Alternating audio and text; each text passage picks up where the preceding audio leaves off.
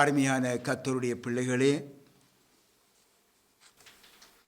இன்றைய நாளிலே புதிய வருட நாள். புதிய வருடத்திலே நாம் அவருடைய சமூகத்திலே நாம் ஒன்று கூடி இருப்பது கர்த்தர் எங்கள் மேல் பாராட்டுகிற பெரிய கிருபை. அந்த கிருபை எங்களை தாங்கி நடத்துகிறது. இந்த புதிய வருடத்திலே அவருடைய ஜீவ வார்த்தையினாலே நாங்கள் போஷிக்கப்படும்படியான ஒரு கிருபையை கர்த்தர் நமக்கு அளித்திருக்கிறார். அதற்காக கர்த்தரை ஸ்தோத்திரிக்கிறோம்.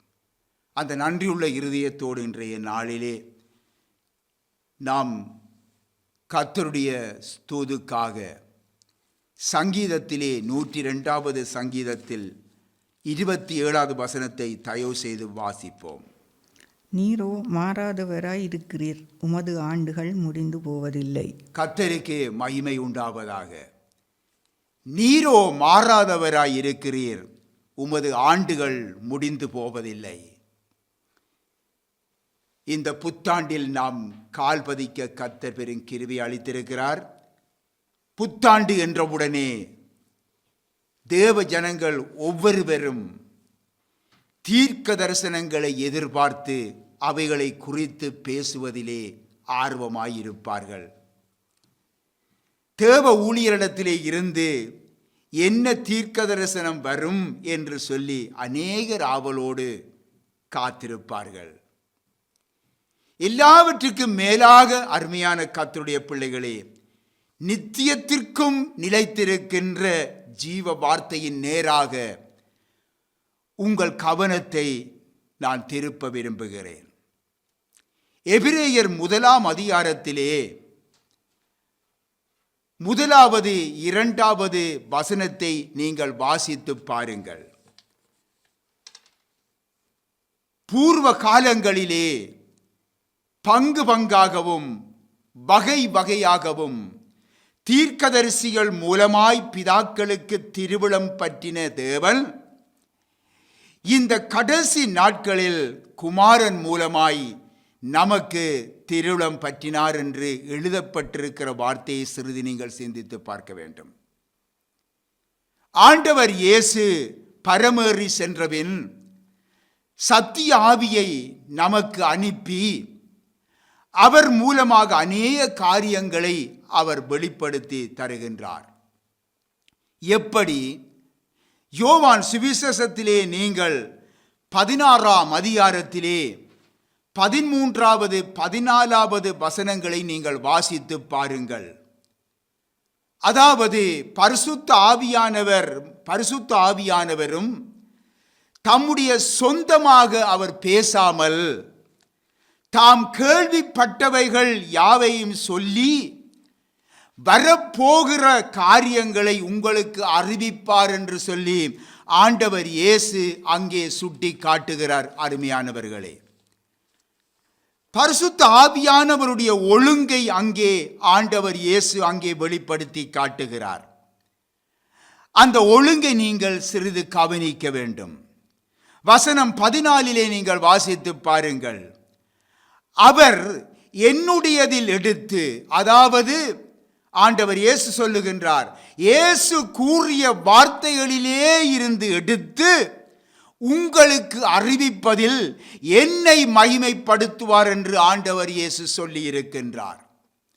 ஆகவே பரிசுத்த ஆவியானவரும் தாம் கேள்விப்பட்ட யாவையும் சொல்லி வரப்போகிற காரியங்களை உங்களுக்கு அறிவிக்கும் பொழுது தம் சுயமாய் அவர் செயல்படாமல் ஆண்டவர் இயேசு கிறிஸ்துவின் வார்த்தையில் இருந்தே எடுத்து அதன் ஆழங்களை வெளிப்படுத்தி கிறிஸ்துவுக்கு மகிமையை கொண்டு வருவதிலே அவர் கவனமாய் இருக்கிறார் என்று நாங்கள் பார்க்கிறோம் அல்லவா? அவ்விதமாய் கவனமாய் அவர் செயல்படும் பொழுது மனுஷரும் அவருடைய ஊழியக்காரருமாகிய நாம் நம் இஷ்டப்படி எதையும் பேசிவிடக் கூடாதல்லவா? நீங்கள் அதை எதிர்பார்க்கவும் கூடாதல்லவா?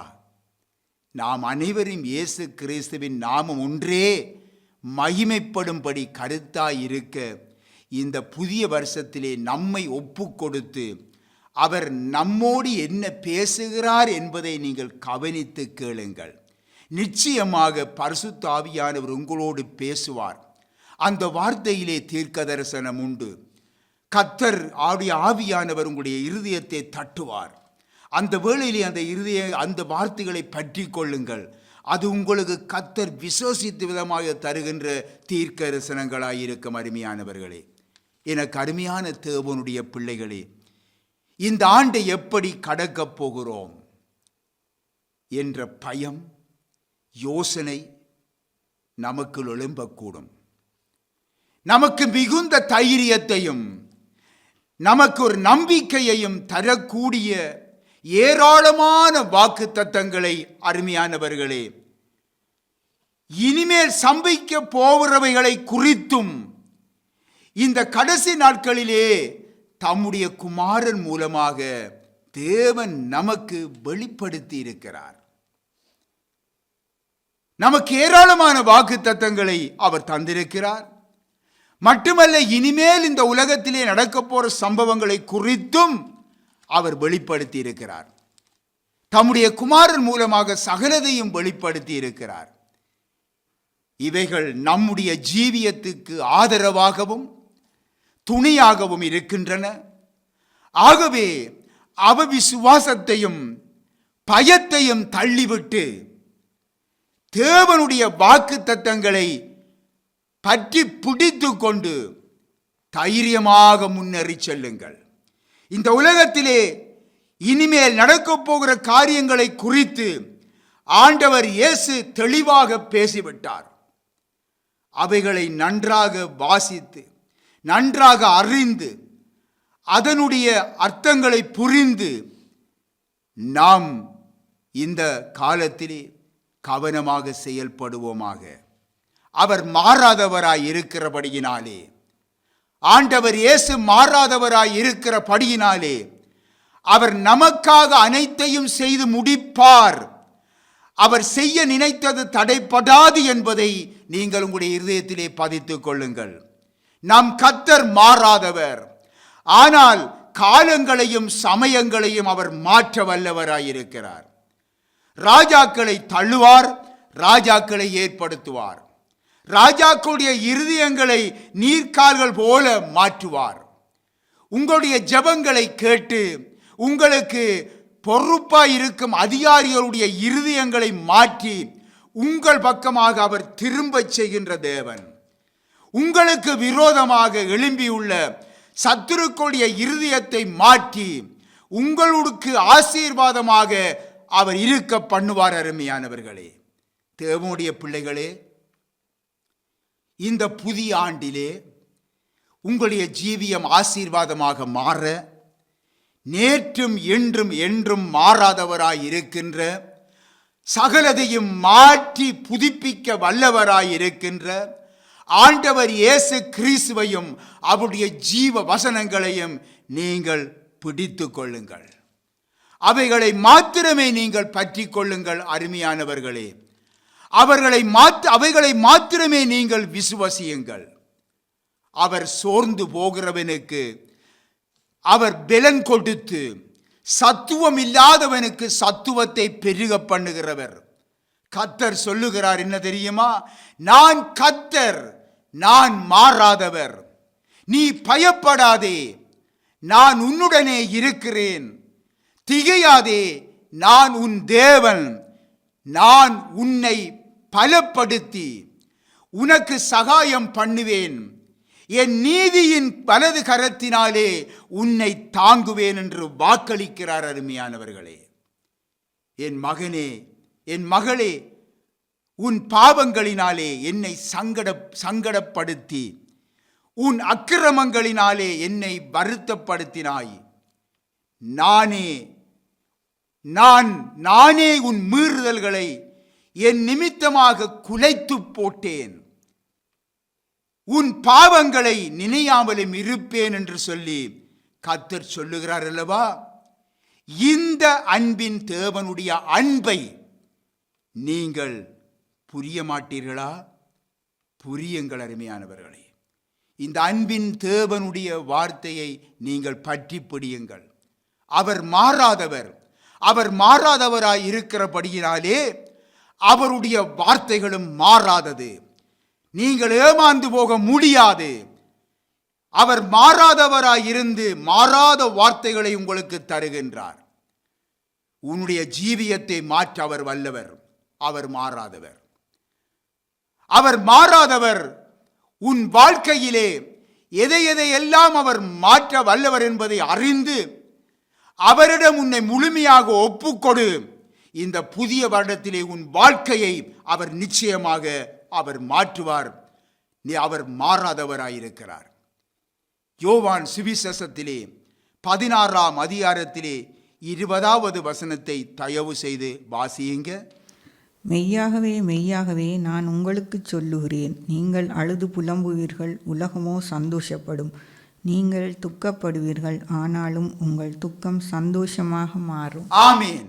அருமையானவர்களே, இங்கே ஆண்டவர் இயேசு சொல்லுகின்றார், ஆனாலும் உங்கள் துக்கம் சந்தோஷமாக மாறும். அன்று தேவன் தம்முடைய ஜனங்களை எகிப்தின் அடிமைத்தனத்தில் இருந்து வெளியே கொண்டு வந்தார் அல்லவா? ஒரு நாள் கர்த்தர் அவர்களை பாலும் தேனும் ஓடுகின்ற கானான் தேசத்துக்கு கொண்டு வந்தார். அவர்கள் நடாத திராட்சை தோட்டங்களையும் கட்டாத வீடுகளையும் அவர்கள் சுதந்தரித்து கொண்டார்கள். அருமையானவர்களே, நன்றாக நீங்கள் கவனித்து பாருங்கள். அப்பொழுது அவர்கள் துக்கம் எப்படி இருந்திருக்கும்? சந்தோஷமாக மாறியது. தேவனுடைய பிள்ளைகளே, உங்கள் வாழ்க்கையிலும் உங்களுடைய ஊழிய பாதையிலும் வனாந்திர அனுபவத்தை காணுகிறீர்களா? வனாந்திரத்துக்கு அப்பால் பாலும் தேனும் ஓடுகின்ற கானானை கர்த்தர் உங்கள் கண்கள் காணும்படி அவர் செய்கிறார். ஆகவே உங்கள் கண்கள் அந்த பாலும் தேனும் ஓடுகிற கானானையே காணட்டும். அருமையானவர்களே, வனாந்திரத்தை அல்ல. கர்த்தர் அதை உங்களுக்குத்தான் வைத்திருக்கின்றார்.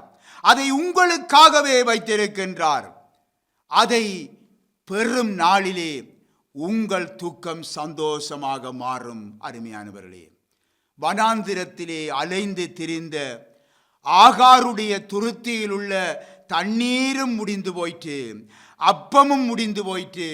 இந்த வேளையிலே கலங்கி நின்ற ஆகாருடைய துக்கத்தை சந்தோஷமாக மாற்றிய கர்த்தர் உன்னுடைய குடும்ப வாழ்க்கையிலும் உன்னுடைய ஊழிய பாதையிலும் எல்லாம் வெறுமையாகி விட்டதே என்ற நிலையிலே கலங்கி தவித்து நிற்கும் உன்னை கர்த்தர் தவித்து போக விட்டு விடுவாரா?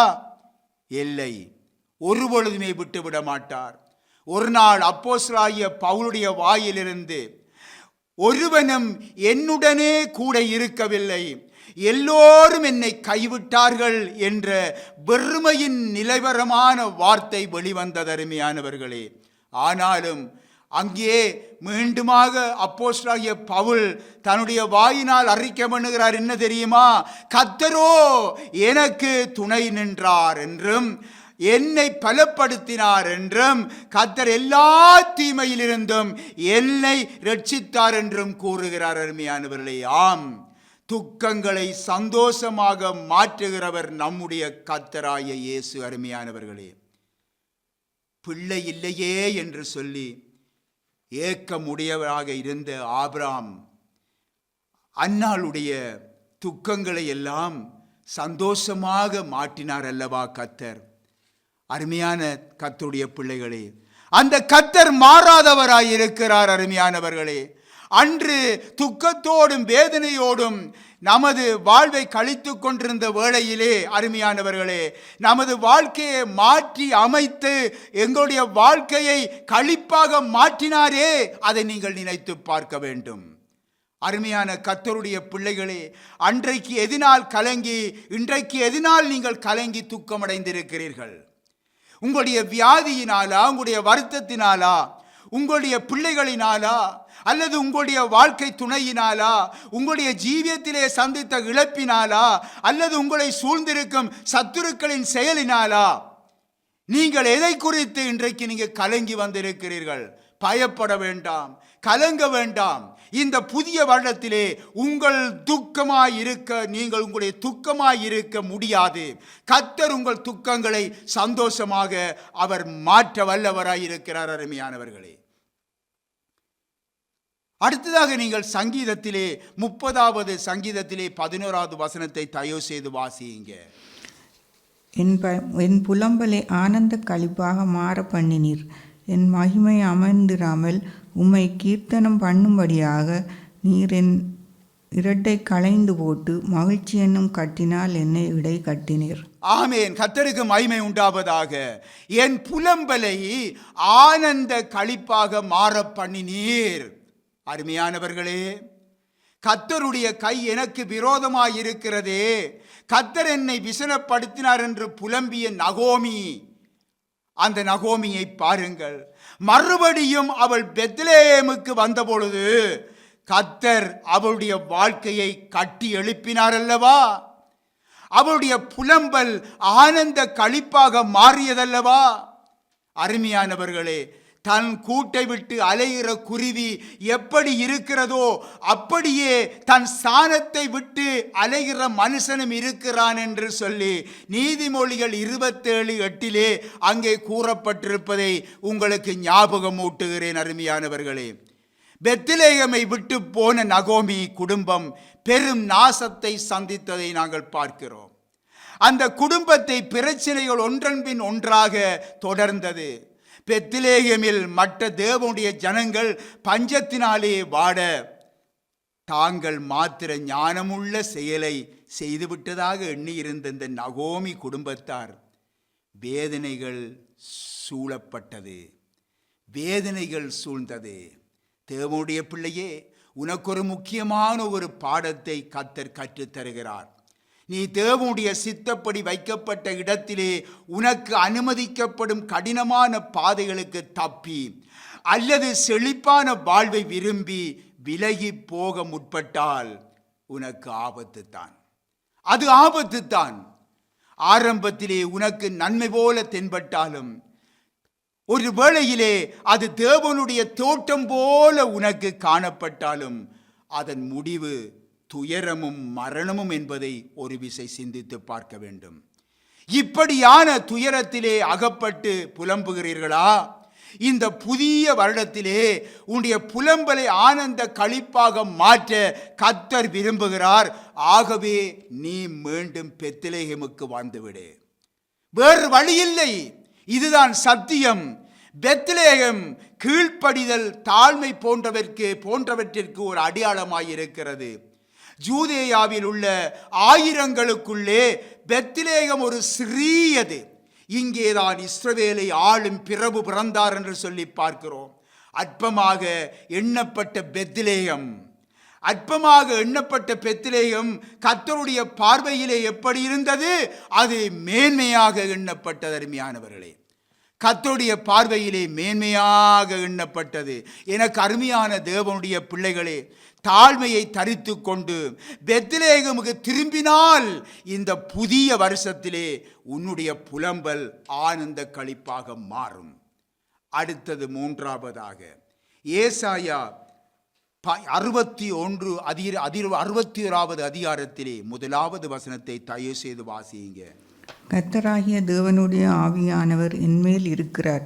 சிறுமைப்பட்டவர்களுக்கு சுவிசேஷத்தை அறிவிக்க கர்த்தர் என்னை அபிஷேகம் பண்ணினார். இருதயம் நொறுங்குண்டவர்களுக்கு காயங்கட்டுதலையும் சிறைப்பட்டவர்களுக்கு விடுதலையும் கட்டுண்டவர்களுக்கு கட்டவிழ்த்தலையும் கூறவும் அவர் என்னை அனுப்பினார். ஆமீன், ஆமீன். கர்த்தருக்கு மகிமை உண்டாவதாக.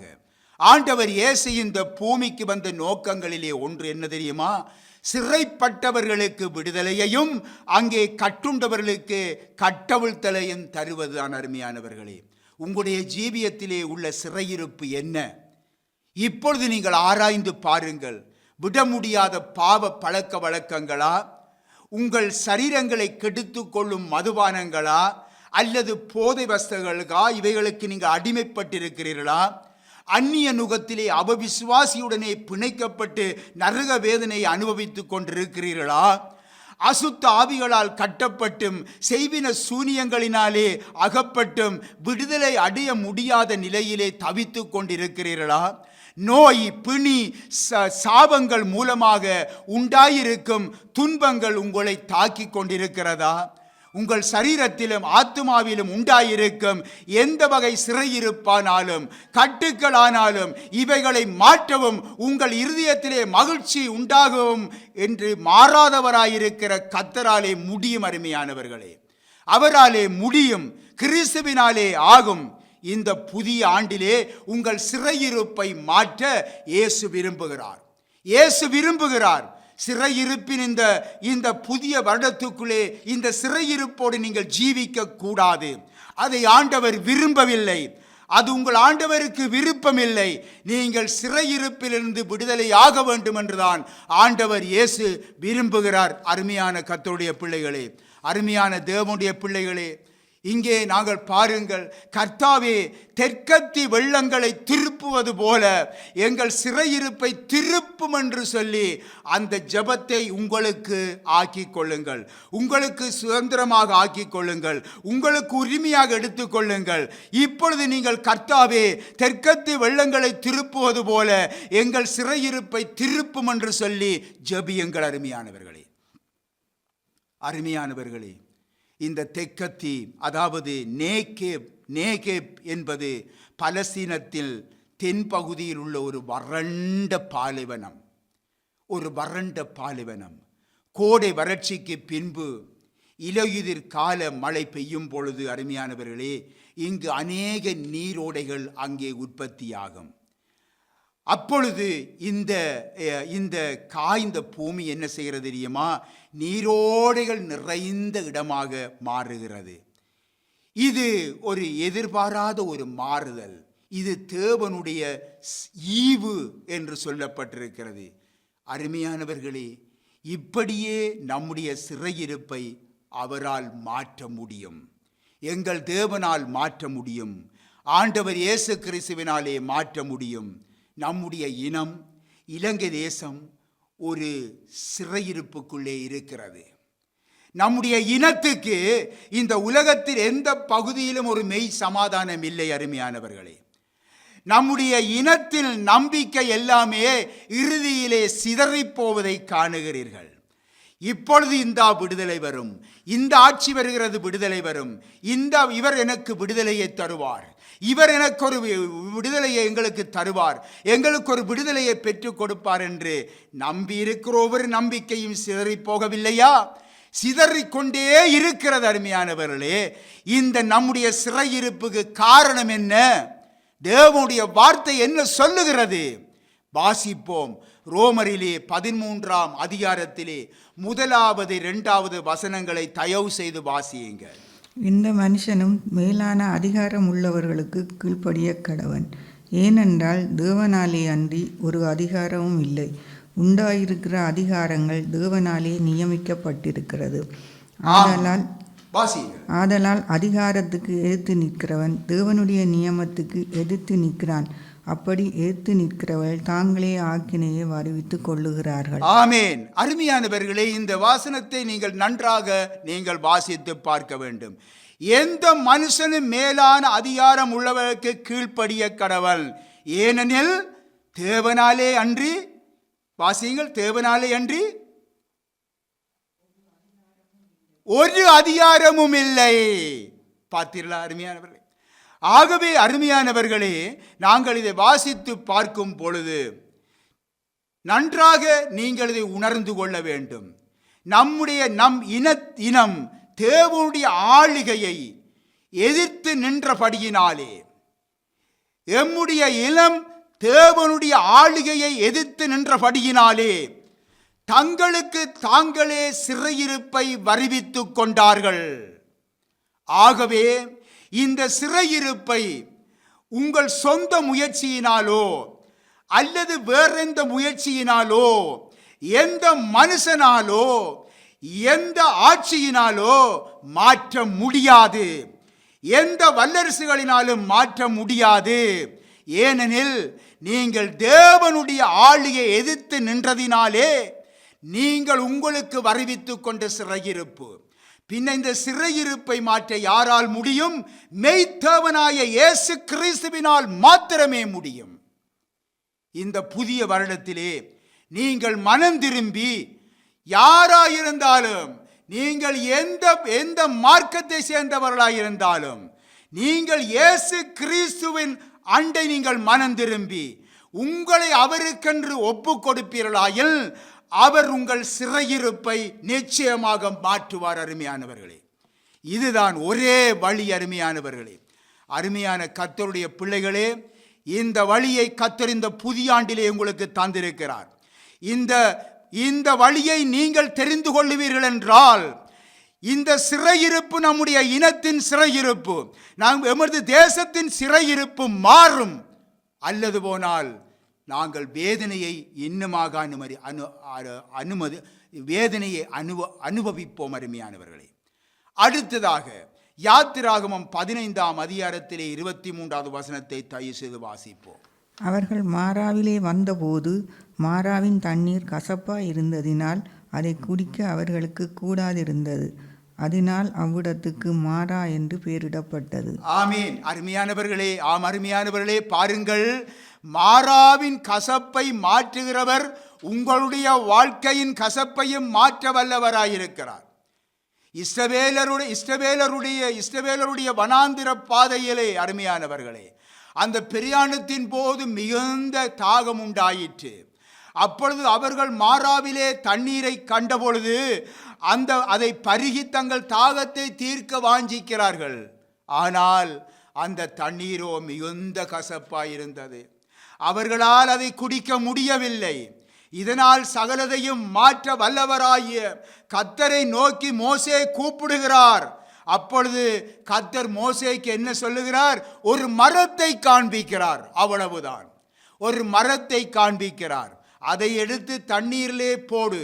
பின் அப்படியே அவர் செய்த பொழுது அது இனிப்பான தண்ணீராக மாறியது. இந்த புத்தாண்டு வருஷத்திலே, அருமையான கர்த்தருடைய பிள்ளைகளே, நீங்கள் பல கசப்புகளுடனும் கசப்பான அனுபவங்களுடனும் கால் பதித்திருக்கிறீர்கள். உங்களை ஆளுகை செய்கின்ற கசப்புகள் உங்கள் புதிய வருட வாக்குத்தத்த ஆசீர்வாதங்களை நிச்சயமாக தடை செய்யும். உங்களுடைய கசப்பான வாழ்க்கையை மதுரமான வாழ்க்கையாக மாற்ற ஆண்டவர் இயேசு விரும்புகிறார்.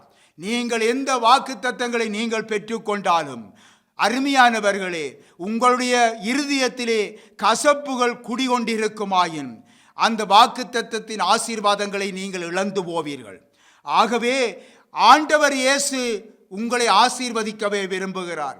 அதற்கொரு வழியை அவர் காண்பிக்கிறார். அருமையானவர்களே, அந்த வழி என்ன? இப்பொழுது நாங்கள் பார்க்க போகிறோம். அன்று மோசேக்கு ஒரு மரத்தை காண்பித்தார் அல்லவா? மோசே அதை எடுத்து தண்ணீரில் போட்டார். அப்பொழுது கசப்பான நீர் மதுரமான நீராக மாறியது. அப்படியே கர்த்தர் வேத வாக்கியங்களிலிருந்து சில ஆலோசனை உங்களுக்கு தருகிறார். அந்த ஆலோசனைகளுக்கு நீங்கள் கீழ்ப்படிய வேண்டும். எபேசியர் 4ஆம் அதிகாரத்திலே 31ஐயும் 32ஐயும் தயவு செய்து வாசியுங்கள். சகலவிதமான கசப்பும் கோபமும் மூர்க்கமும் கூக்குரலும் தூஷணமும் மற்ற எந்த துர்க்குணமும் உங்களை விட்டு நீங்க கடவுது. ஒருவருக்கொருவர் தயவாயும் மன உருக்கமாயும் இருந்து கிறிஸ்துவுக்குள் தேவன் உங்களுக்கு மன்னித்தது போல நீங்களும் ஒருவருக்கொருவர் மன்னியுங்கள். ஆம், சகல விதமான கசப்பும் கோபமும் மூர்க்கமும் கூக்குரலும் தூஷணமும் மற்ற எந்த துர்க்குணமும் உங்களை விட்டு நீங்க கடவுது. இது உங்களுடைய பொறுப்பை கர்த்தர் உங்களுக்கு தந்திருக்கிறார். நீங்கள் இதை செய்ய வேண்டும். ஒருவருக்கொருவர் தயவாயும் மன உருக்கமாயும் இருந்து கிறிஸ்துவுக்குள் தேவன் உங்களுக்கு மன்னித்தது போல நீங்களும் ஒருவருக்கொருவர் மன்னியுங்கள். இது உங்களுக்கு தரப்பட்டிருக்கிற நிபந்தனை. அன்று மோசேக்கு ஒரு மரத்தை காட்டி அதை எடுத்து தண்ணீரிலே போடு என்று சொன்ன பொழுது அங்கே மோசே கீழ்ப்படிந்தார். இவ்விதமாக இந்த காரியத்தை செய்யும்படியாக கர்த்தர் உங்களுக்கு கட்டளையிடுகிறார். அடுத்தது எபிரேயர் 12ஆம் அதிகாரத்திலே 15வது வசனத்தை தயவு செய்து வாசியுங்க. ஒருவனும் தேவனுடைய கிருபையை இழந்து போகாதபடிக்கும் யாதொரு கசப்பான வேர் முளைத்தெழும்பி கலக்கம் உண்டாக்குறதினால் அநேகர் தீட்டுப்படாதபடிக்கும் எச்சரிக்கையாயிருங்கள். ஆம், ஒருவனும் தேவனுடைய கிருபையை இழந்து போகாதபடிக்கு இந்த புதிய வருஷத்திலே ஆண்டவர் உங்களுக்கு ஏராளமான கிருபைகளை முன்வைத்திருக்கிறார். இந்த கிருபையை நீங்கள் இழந்து போகக்கூடாது. எப்படி ஒரு மனிதன் இந்த கிருபையை இழந்து போகிறான்? கசப்பான வேர் அவனிலே முளைக்கும் பொழுது. அருமையானவர்களே, இந்த கசப்பான வேரை உங்களுடைய உள்ளத்திலே இருந்து தூக்கி எறிய வேண்டும். இதனால் நீங்கள் தீட்டுப்பட்டு விடக்கூடாது. அருமையானவர்களே, இதற்கு நீங்கள் எச்சரிக்கையாய் இருக்க வேண்டும் என்று கர்த்தர் உங்களுக்கு புத்தி சொல்லுகிறார். அடுத்தது யாக்கோபு 3ஆம் அதிகாரத்திலே 11வது வசனத்தையும் 14வது வசனத்தையும் தயவு செய்து வாசியுங்கள். ஒரே ஊற்று கண்ணிலிருந்து தித்திப்பும் கசப்புமான தண்ணீர் சுரக்குமா? உங்கள் இருதயத்திலே கசப்பான வைராக்கியத்தையும் விரோதத்தையும் வைத்தீர்களானால் நீங்கள் பெருமை பாராட்டாதிருங்கள். ஆம், அருமையான கர்த்தருடைய பிள்ளைகளே, இப்பொழுது நீங்கள் இந்த ஆலோசனைகளுக்கு நீங்கள் கீழ்ப்படிய போகிறீர்களா? கீழ்ப்படிவீர்களாயில் இன்றே நீங்கள் அந்த ஆசீர்வாதத்தை சுதந்திரித்துக் கொள்ள முடியும். இப்பொழுதே, இந்த நிமிஷமே நீங்கள் சுதந்திரித்துக் கொள்ள முடியும். நீங்கள் பெற்றுக்கொள்ளுகிற இந்த வாக்குத்தத்தங்களின் ஆசீர்வாதங்களை நீங்கள் இப்பொழுதே சுதந்திரித்துக் கொள்ள முடியும். இல்லை, என்னால் இந்த கசப்பை என்னிலிருந்து நீக்க முடியாது, நான் என்னுடைய கசப்பை என்னுடைய இதயத்திலே வைத்திருப்பேன் என்றால், அருமையான கர்த்தருடைய பிள்ளையே, இன்றைய நாளிலே கர்த்தர் உனக்கு தருகின்ற வாக்குத்தத்தத்தின் ஆசீர்வாதங்களை நீ இழந்த வண்ணமாகவே இந்த இடத்தை விட்டு செல்லுவாய் என்ற எச்சரிப்பையும் நான் உனக்கு அறிவிக்கிறேன். அருமையான கர்த்தருடைய பிள்ளைகளே, இந்த ஆலோசனைகளுக்கு கர்த்தருடைய பிள்ளைகளாய நீங்கள் கீழ்ப்படிவீர்கள். இந்த ஆசீர்வாதத்தை பெற்று நீங்கள் மகிழுவீர்கள். இந்த புதிய வருஷத்திலே நீங்கள் ஆசீர்வாதமாய் ஜீவிப்பீர்கள் என்று நான் உறுதியாக விசுவசிக்கிறேன். ஏனெனில் நீங்கள் கர்த்தருடைய பிள்ளைகள். உங்களுடைய வாழ்க்கை நிச்சயமாக மதுரமாக மாறும். அருமையானவர்களே, ஐந்தாவதாக உபாகமத்திலே 23வது அதிகாரத்திலே 5வது வசனத்தை தயவு செய்து வாசியுங்க. தேவனாகிய கர்த்தர் பிலேயாமுக்கு செவி கொடுக்க சித்தமில்லாமல் உன் தேவனாகிய கர்த்தர் உன்மேல் அன்பு கூர்ந்தபடியினால் உன் தேவனாகிய கர்த்தர் அந்த சாபத்தை உனக்கு ஆசீர்வாதமாக மாற பண்ணினார். ஆம், அருமையான கர்த்தருடைய பிள்ளைகளே, கர்த்தர் சாபத்தை ஆசீர்வாதமாக மாற்ற விரும்புகிறார்.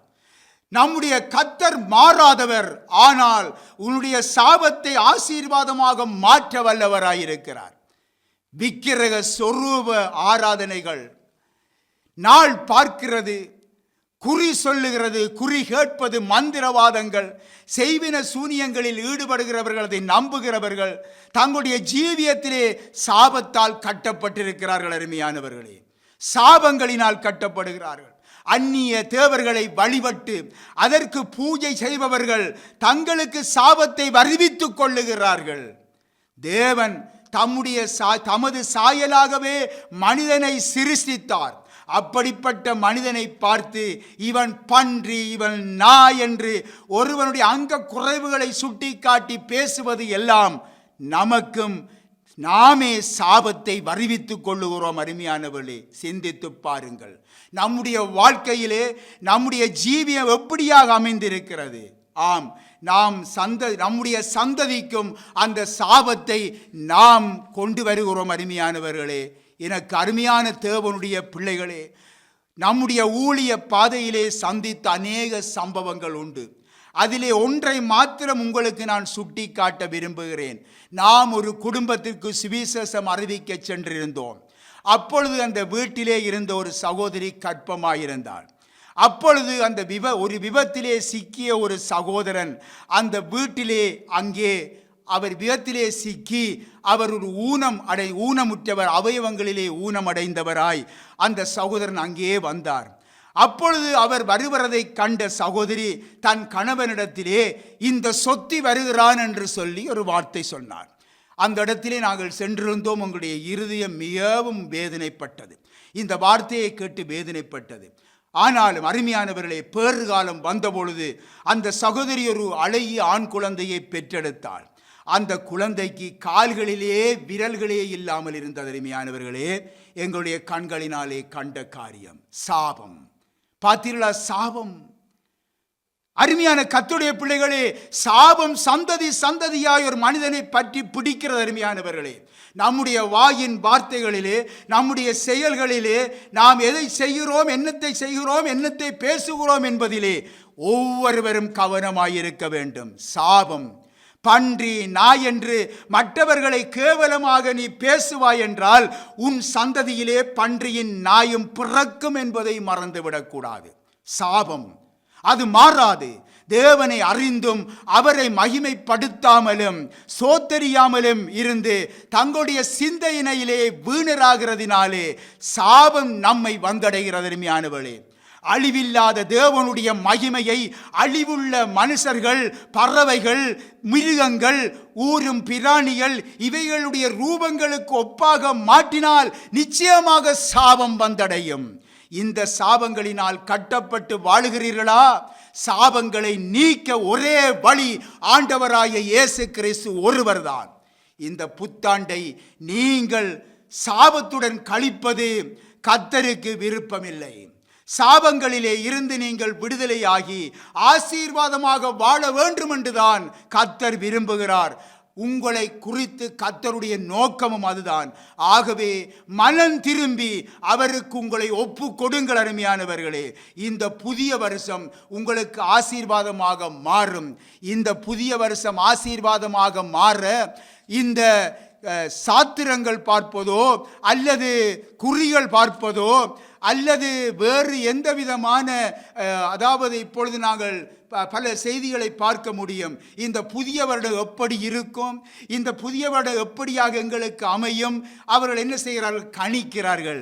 அருமையானவர்களே, எதுவும் மாற்ற முடியாது. சாபம் தீர, தேசத்திலே சாபம் தீர, நம்முடைய இனத்திலே இருக்கிற சாபம் தீர, ஜனங்களுடைய வாழ்க்கையிலே இருக்கிற சாபம் தீர ஆண்டவர் இயேசு கிறிஸ்துவிடத்திலே சரணடைய வேண்டும். அது ஒன்றுதான் வழி. அருமையானவர்களே, அவரால் தான் சாபங்களை முறிக்க முடியும். அருமையானவர்களே, அடுத்ததாக ஏசாயாவிலே 45ஆம் அதிகாரத்திலே 2வது வசனத்தை தயவு செய்து வாசியுங்கள். இறுதியாக, நான் உனக்கு முன்னே போய் கோணலானவைகளை செவ்வையாக்குவேன். ஆம், கர்த்தருக்கு மகிமை உண்டாவதாக. நம்முடைய ஆண்டவர் இயேசு கோணலான உன்னுடைய வழியை செம்மையான வழியாக அவர் மாற்றுவார்.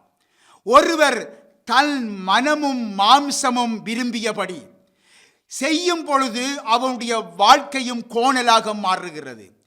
சில வீடுகளிலே கணவனுடைய வழி கோணலாயிருக்கிறது, சில இடத்திலே மனைவியினுடைய வழி கோணலாயிருக்கிறது. இதனால் பிள்ளைகளுடைய வழிகள் கோணலாய் போகின்றது. அவர்கள் கோணலான வழிகளை பிள்ளைகள் தெரிந்து கொள்ளுகிறார்கள். ஒருவருக்கொருவர் துரோகம் செய்து தங்கள் மனம் போன போக்கிலே ஜீவிக்கிறார்கள். கணவன் மனைவிக்கிடையிலே உண்மையில்லை, பெற்றோர் பிள்ளைகளிடத்திலே உண்மையில்லை, பிள்ளைகள் பெற்றோரிடத்திலே உண்மையில்லை. ஆம், வாழ்க்கை எல்லாமே கோணல், வாழ்க்கை எல்லாமே கோணல். இந்த புதிய வருஷத்திலே உங்களுடைய கோணலான வழிகளை மாற்ற ஆண்டவர் இயேசு விரும்புகிறார். அவரை நோக்கி பாருங்கள். அவர் ஒருவர்தான் ஜீவனுள்ள தேவன், அவர் ஒருவர்தான் ஜீவனுள்ள கர்த்தர். அருமையான கர்த்தருடைய பிள்ளைகளே, இந்த உலகத்திலே இருக்கிற எந்த தேவர்களும் அவைக்குள்ளே ஜீவன் இல்லை. ஆண்டவர் இயேசு கிறிஸ்து மெய்யான தெய்வம். அவர் ஒருவரிலே தான் ஜீவன் உண்டு. அவரே நமக்கு ஜீவன் தர வல்லவராயிருக்கிறார். அவரை நோக்கி பாருங்கள். உலகத்திலே வந்து எந்த மனுஷனையும் பிரகாசிப்பிக்கிற ஒளியே அந்த மெய்யான ஒளி. அருமையானவர்களே, எந்த மனுஷனையும் புறம்பே தள்ளாதவர் ஆண்டவராகிய இயேசு கிறிஸ்து. அவர் உங்களை மாற்றி உங்களுடைய ஜீவியத்தை அவர் புதிதாக்குவார். புதிய வாழ்க்கைக்குள்ளே உங்களை அழைக்கிறார். நிச்சயமாக உங்களுடைய வாழ்க்கையிலே அற்புதத்தை செய்வார்.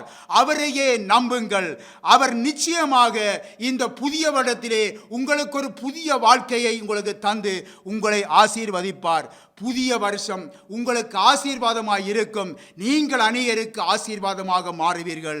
கர்த்தர் உங்களை ஆசீர்வதிப்பார். புதுவருடைய வாழ்த்துக்களை தெரிவித்துக் கொள்கிறேன். ஆமென்.